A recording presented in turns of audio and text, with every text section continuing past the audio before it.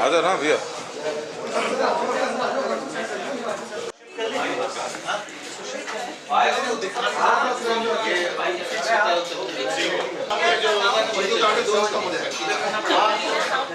ऐसा करते हैं, शुरू करते हैं, थोड़ी देर में म्यूजिक बंद हो जाएगा, समझे?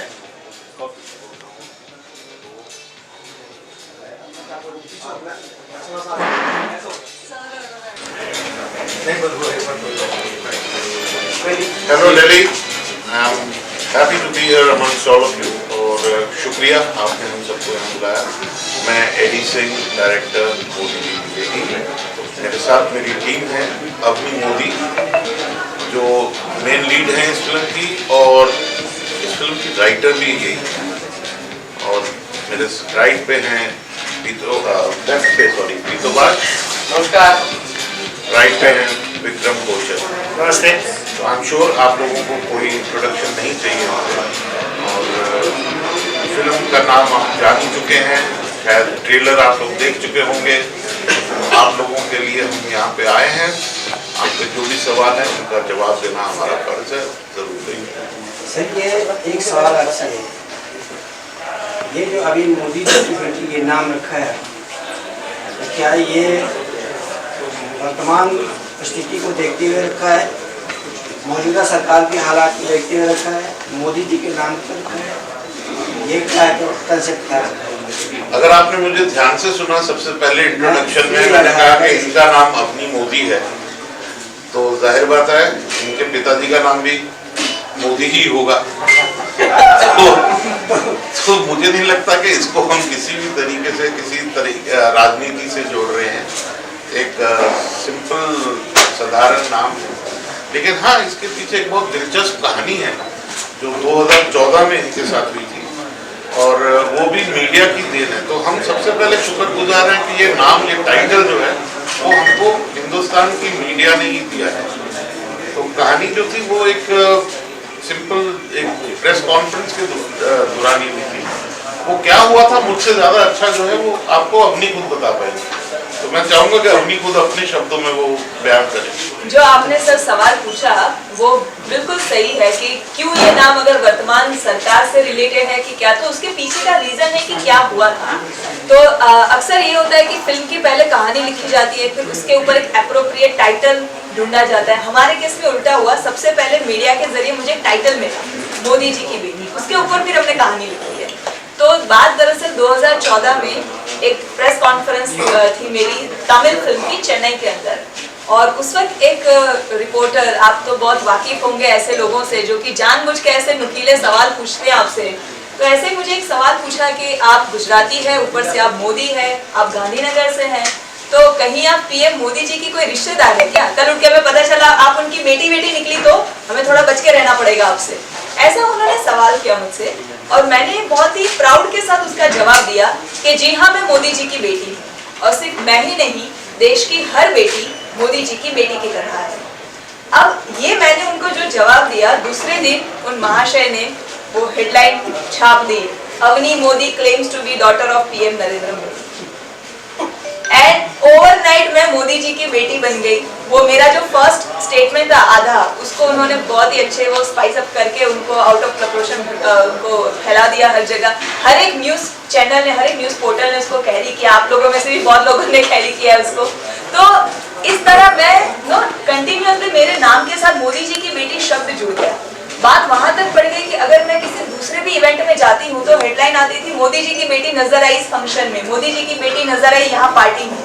तो ये चलता रहा मेरे साथ। तो मीडिया ने मुझे मोदी जी की बेटी बना दिया, और ये जो फिल्म की कहानी है वो इसी घटना से आगे बढ़ती है कि अगर एक लड़की रातों रात प्रधानमंत्री जी के साथ जस्ट बिकॉज उसका सरनेम मिलता है, उसकी वजह से फेमस हो जाती है मीडिया की देन से, फिर क्या होता है उसकी जिंदगी में। और पाकिस्तान में अगर कोई ऐसा होता क्या है, बहुत कम लोग हैं जो मीडिया में गॉसिप और न्यूज दोनों परोसा जाता है, उसके बीच का फर्क नहीं समझते कुछ लोग जो छोटे शहरों से होते हैं या जो मासूम लोग होते हैं।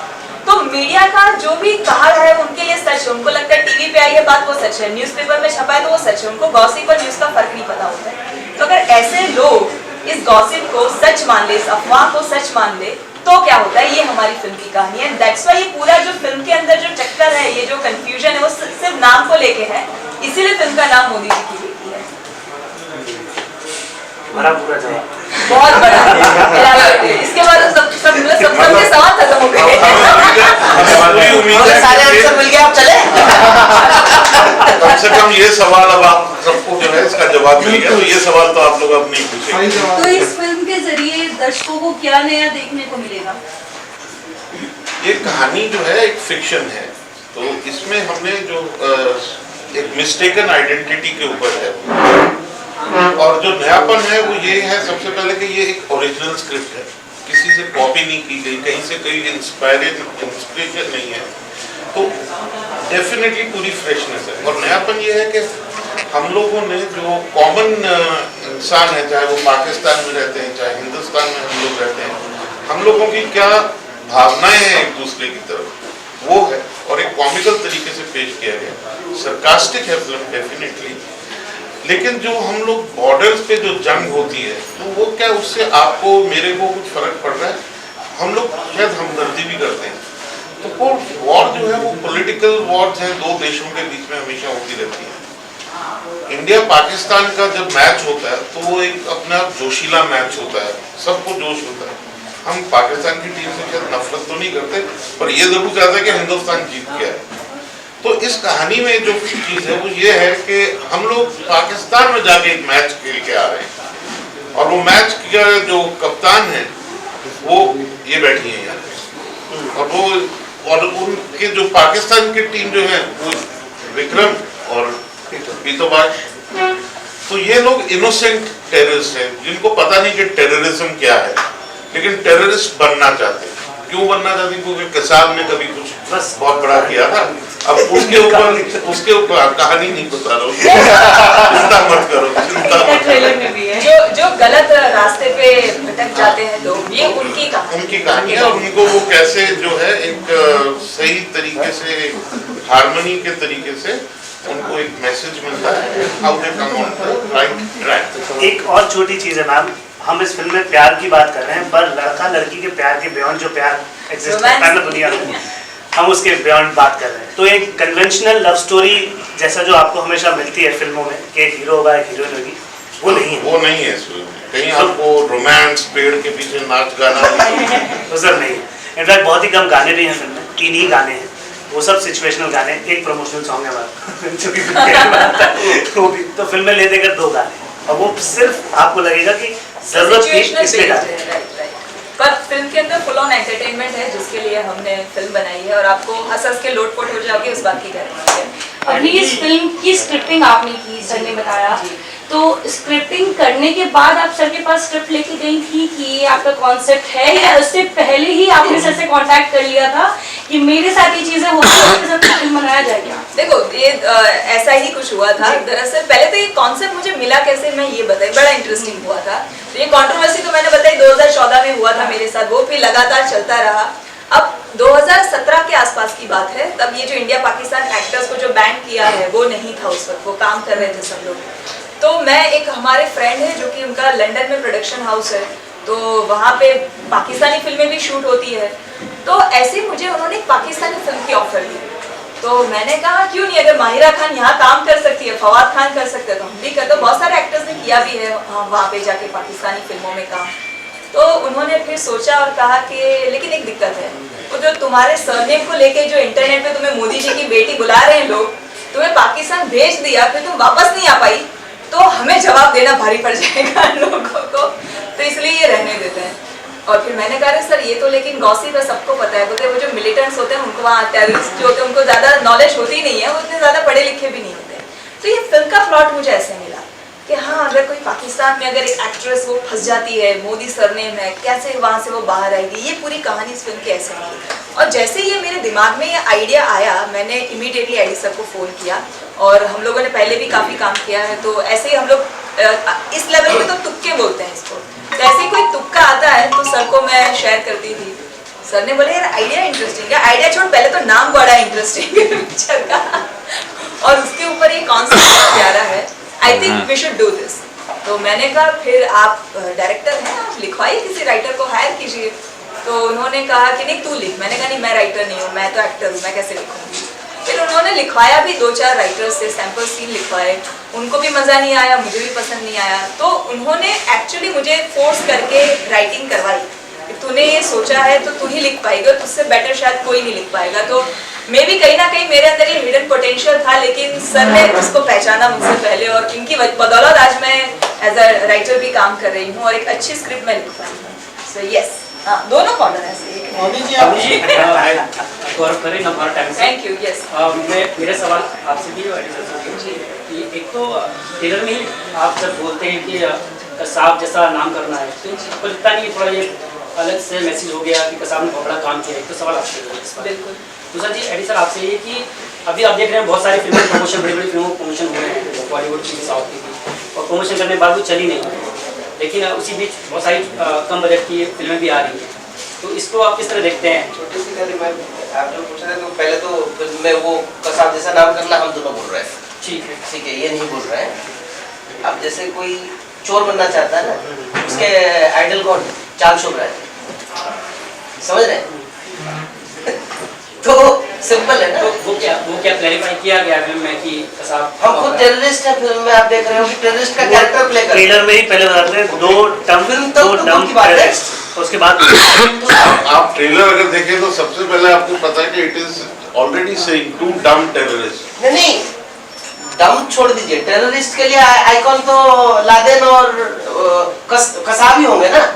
उनका वो प्रोफेशनल है ना, तो हर प्रोफेशन में अपने आइडल, जैसे हर क्रिकेटर को सचिन तेंदुलकर बनना है, हर पॉलिटिशियन को मोदी जी बनना है, तो हर टेररिस्ट को भी तो कसाब बनना है। हमारे देश में कितने बिजनेसमैन ने नीरव मोदी जी को भी आइडल माना है और भाग रहे हैं। सर आप दोनों से सवाल है कि टेररिस्ट जिंदगी कैसा लगता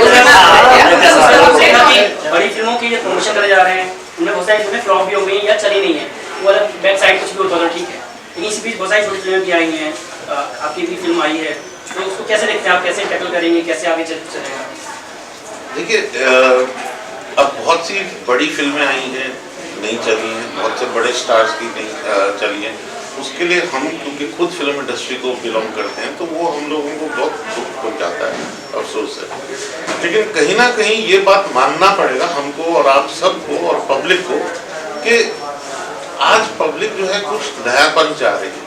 हम लोग एक कोविड के दौर से गुजर चुके हैं, थिएटर्स बंद रहे हैं, अब जो कंटेंट है वो लोगों को मिल नहीं रहा है, तो आई थिंक कहीं ना कहीं पब्लिक नया कंटेंट और ओरिजिनल कंटेंट का इंतजार कर रही थी, जो मैं दावे से कह सकता हूँ इस फिल्म में है और आपको मिलेगा वो।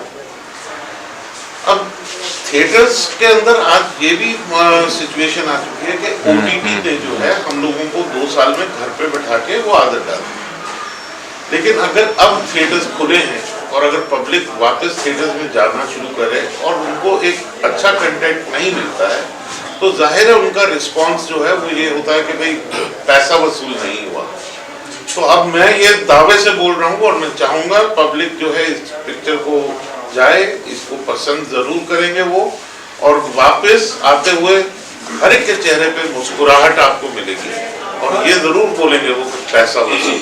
अवनी आपने कहा कि मोदी जी की बेटी के रूप में आप जानी जा रही है और हर लड़की मोदी जी की बेटी है, तो क्या मूवी में महिलाओं के लिए भी मोदी जी ने बहुत सारा काम किया महिलाओं के लिए, क्या प्रेजेंटेशन आप लोगों ने मतलब देने का प्रयास? सर उनको रिप्रेजेंट करके वो सारे काम में पाकिस्तान में जाके करके आ रही है तो फिल्म तो 80% पाकिस्तान के अंदर है, लेकिन हाँ मोदी जी की बेटी वो एक सिंबलिक टाइटल है, वो रिप्रेजेंटेशन है देश की हर एक बेटियों का।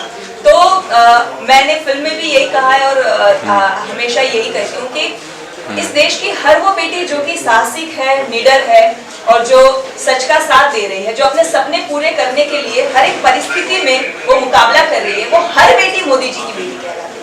सो दिस इज द रीजन कि वो हर बेटी इतनी काबिल है कि उसको कहीं भी किसी भी देश में छोड़ दो वो अपने देश का नाम रोशन करती है। तो मोदी जी हैं हाँ जी, आपके आइडियल लीडर मोदी जी हैं। हाँ बिल्कुल। सबके ही है मेरे ख्याल तो आपके हमारे- वो है। अरे हमारे देश का प्रधानमंत्री है भाई। तो क्या हम हमारे सबके प्राइम मिनिस्टर हमने बनाया है उनको चुन के। आपने ये फिल्म पहले आप ये कह रहे हैं कि इस फिल्म में नया क्लेवर है, नई स्टोरी है, अभी तक कोई स्टोरी शायद ऐसी नहीं है, आपका कहना ये है। क्या आने वाली फिल्मों में क्या या पहले आतंकी और आतंकवाद नहीं दिखाया गया, या कहीं फिल्म की नहीं, कोई मोदी जी स्टोरी की में बेटी कहीं नहीं पत्रकार दिखाई कहीं ऐसी नहीं दिखाया गया, या कहीं ऐसी स्टोरी कहीं पाकिस्तान से जुड़ी हुई ना हो, नहीं दिखाई गई, सिर्फ एक नाम के लिए या पब्लिसिटी के लिए आपने ये सब चीजें? नहीं सर, मैं आपका जवाब, क्योंकि मैंने लिखी है, मैं इसका आपको सही जवाब देती हूँ। हमने बहुत सारी भारत पाकिस्तान के ऊपर आतंकवाद को लेकर फिल्में देखी है, बराबर। उस फिल्मों में इस फिल्म में फर्क क्या है मैं बताती हूँ। हमने हमेशा पाकिस्तान को गालियां निकाली फिल्मों में, हैंडपंप उखाड़े हर फिल्मों में जाके, ठीक है, पाकिस्तान को बुरा भला कहा गया है। यहाँ पे ये फिल्म के अंदर पाकिस्तान को ना नीचा दिखाया गया है, ना किसी धर्म को, ना किसी कास्ट को नीचा दिखाया गया है। उल्टा पाकिस्तान और भारत को दोनों को मिलके आतंकवाद को कैसे खत्म करने के लिए आगे आना चाहिए, ये बात कही गई है। ठीक है, दूसरी बात जो आप कह रहे हैं कि और इसमें क्या नयापन है, हमने जब भी पाकिस्तान और भारत की बात आती है तो जितनी भी फिल्में हमने देखी है ना, उसमें जो परसेप्शन देखा है वो या तो पॉलिटिकल परसेप्शन देखते हैं फिल्मों के अंदर, या तो आर्मी का परसेप्शन होता है, या तो फिर जो होता है वो हमारा टेररिस्ट का परसेप्शन होता है। जितनी भी फिल्में आई है, जैसे आप पूरी मान लो फॉर एग्जांपल, वो तो जो सत्य घटना पे आधारित थी, लेकिन परसेप्शन जो हमें दिखाया जाता है वो यही होता है। पहली बार एक फिल्म के अंदर कॉमन मैन का परसेप्शन दिखाया गया है कि आप जैसे, हम जैसे लोग जो कि घर में टीवी पे बैठ के न्यूज पढ़ते हैं, अखबार में न्यूज पढ़ते हैं, वो क्या सोचते हैं पाकिस्तान के बारे में, वो क्या सोचते हैं आतंकवाद के बारे में, ये कॉमन मैन का परसेप्शन पहली बार फिल्म में दिखाया। सोचता कॉमन मैन किस तरह के सोचता है, आपने क्या देखा, क्या सोचता है आप इस फिल्म के माध्यम से? आपने कहा कि कॉमन मैन वो जानने के लिए आपको उसी के लिए पिक्चर देखनी हम पड़ेगी। देखेंगे ना सर, उसके लिए आपको पिक्चर देखनी पड़ेगी। परसेप्शन में तो आपको फिल्म में कैसे पता चलेगा। Sir, my name is Akash Chaudhary from I'm from filmmaker.com। मेरा सवाल आप लोगों से, आपने कहा कि 80% फिल्म पाकिस्तान में शूट की जी। है, तो क्या ये नहीं, पाकिस्तान कहानी पाकिस्तान बनाया गया है हिंदुस्तान में हिंदुस्तान में यूज। जी मेरा वही कि पाकिस्तान में शूट की गई, मतलब आपने पाकिस्तान का सेट क्रिएट किया, तो आपने उसको ऑथेंटिसिटी को डेवलप करने के लिए क्या रिसर्च की, क्या आपको कठिनाइयाँ आई? मतलब आई नो कि वो थोड़ा बहुत इंडिया से रिलेटेड होता है, but to make it look differentiate between India and Pakistan, क्या ऑथेंटिसिटी आपने, क्या रिसर्च की, वो जानना चाहते हैं। तो काफी सारी उसमें तो प्रोसेस उसमें रहा है तो पूरा। बहुत ही मेहनत का काम है, क्योंकि हर फिल्म की स्क्रिप्ट को बैलेंस करने के लिए आपको उसकी लोकेशंस को ऑथेंटिकली देखना पड़ता है। तो एक डायरेक्टर, एक डीओपी जो है वो लोकेशन हंटिंग पे निकलता है, तो हम लोगों ने सब वो चीजें पहले की विद रेफरेंसिंग। ऐसा तो नहीं होगा नहीं, मतलब विद रेफरेंसिंग कोई भी नहीं करता। टोटल रेफरेंसिंग के साथ रेफरेंसिंग करने के बाद वैसी लोकेशन हिंदुस्तान में ढूंढी जाती है, ये क्या है? हाँ, और बहुत सी चीजें जो सेट्स के ऊपर जो पाकिस्तान के कल्चर के हिसाब से जो चीजें इस्तेमाल उनका होती हैं, पहनावा, उनका पहनावा और बोलने का उनके तरीका। इवन वितोबाश और विक्रम ने अपने एक्सेंट में भी बहुत मेहनत की है फिल्म में, वो जिस तरीके से बोलते हैं, तो वो पाकिस्तान ऑक्यूपाइड कश्मीर की जो एक्सेंट होती है वो लाने के लिए दोनों ने मेहनत की है।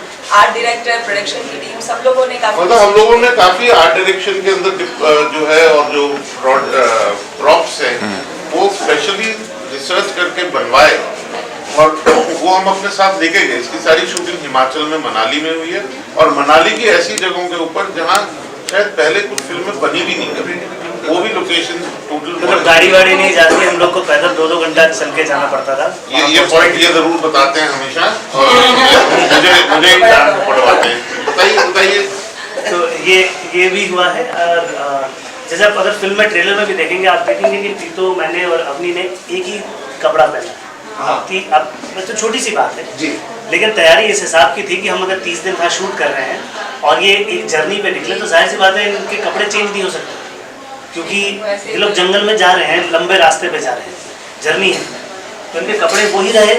और उस तरीके की करीबन 3 से 4 जोड़े तैयारी करके लेकर गए कि भाई आपको शूट तो 30 दिन करना है, भले ही आप ये जर्नी आप दिखा रहे हो हफ्ते भर की ट्रैवल, तो वो तैयारियाँ हुई हैं। मैं एक छोटी सी बात बताई। और वहाँ पे क्या जो फिल्म के अंदर पाकिस्तान के ऐसे कोई वो नहीं दिखाए हैं, पर जो कि वहाँ की स्ट्रीट्स होती है, पाकिस्तान ऑक्यूपाइड कश्मीर के जो छोटे ढाबे होते हैं, छोटे जो होटल्स जैसा होता है, वो सारा कुछ दिखाया। तो वो वहाँ पे कैसे होते हैं, पहाड़ों में वो लोग कैसे रहते हैं, वो सारा रिक्रिएट किया है। तो सर ये to dump terrorist is not the first time कि बॉलीवुड में ऐसा दिखाया जा रहा है, पहले भी हो चुका है। तो आई होप कि अलग होगा, क्योंकि मैंने आपकी फिल्म के ट्रेलर में कटाक्ष देखे हैं, मोदी जी चाय से रिलेटेड है, कसाब से रिलेटेड है, तो ये काफी अच्छे कटाक्ष है मतलब, और आपकी एक्टिंग आपको हंसी आई कि नहीं ये बताइए? डेफिनेटली मैं आपको एक चीज बताता हूँ, फिल्म में आपको 100% उसका मल्टीप्लाई 20 होगा वहाँ हाँ, पे। तो बस यही मैं आपसे उम्मीद करना क्या चाहता है हूँ, भाई, जी मुझे ऐसा लगता है जी कि कोई भी आतंकवाद अगर कर रहा है और आतंकवादी बन रहा है वो डम है, क्योंकि अगर कोई इंटेलिजेंट इंसान है वो टेररिस्ट तो नहीं बनेगा। Correct. तो ये फिल्म सटायर है, सटायर में हम डम टेररिस्ट बने हैं, but we are basically representing a terrorist mindset. That dumb mindset. Yes, we are dumb. If you are a terrorist then you are dumb, exactly. Because कोई intelligent इंसान तो दूसरे इंसान को मारेगा और बॉम्ब सुसाइड